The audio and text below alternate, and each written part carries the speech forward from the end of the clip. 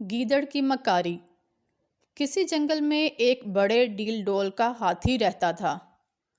اسی جنگل میں ایک طرف گیدڑوں کا ایک غول بھی رہا کرتا تھا۔ جب ہاتھی اپنی سونڈ کو ہلاتا، جھومتا جھومتا چلتا پھرتا تو گیدڑ اسے دور ہی سے دیکھ کر للچاتے اور دل ہی دل میں اس کے گوشت کے مزے لیتے، مگر بس نہ چلتا تھا کہ اتنے بڑے قد آور ہاتھی کے گوشت سے کس طرح لطف اندوز ہوں۔ ایک مدت کی للچاہٹ کے بعد تمام گیدڑ ایک رات جمع ہوئے اور ہاتھی کو مارنے کی فکر کرنے لگے۔ آخر ایک بوڑھے گیدڑ نے ہانک لگائی کہ تم مردہ ہاتھی کا گوشت کھانے کی سوچ رہے ہو، میں تمہیں زندہ ہاتھی کا گوشت کھلاؤں گا۔ سارے گیدڑ خوش ہو گئے اور اسی کو اپنا لیڈر بنا لیا۔ رات کا وقت تھا، ہاتھی جنگل میں ٹہل رہا تھا۔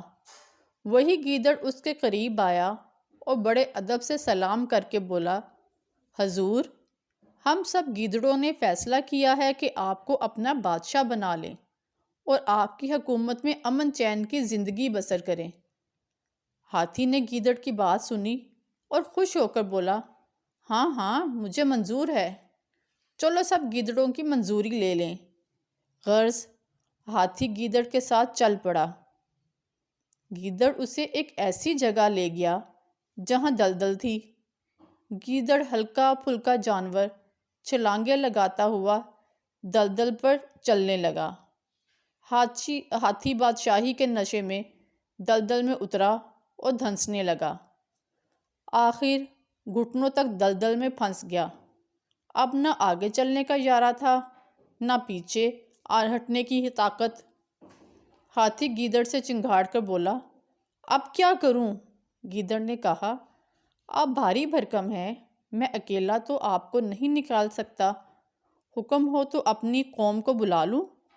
ہاتھی مرتا کیا نہ کرتا، کہنے لگا، ہاں جلدی بلاؤ۔ گیدڑ نے آواز لگائی اور سینکڑوں گیدڑ آن جمع ہوئے اور لگے ہاتھی کا گوشت کاٹنے اور مزے لے لے کر کھانے۔ ہاتھی نے بتیری سونڈ ہلائی، چنگھاڑا، مگر گیدڑوں نے وہیں کھڑے کھڑے ہاتھی کا گوشت چٹ کر لیا۔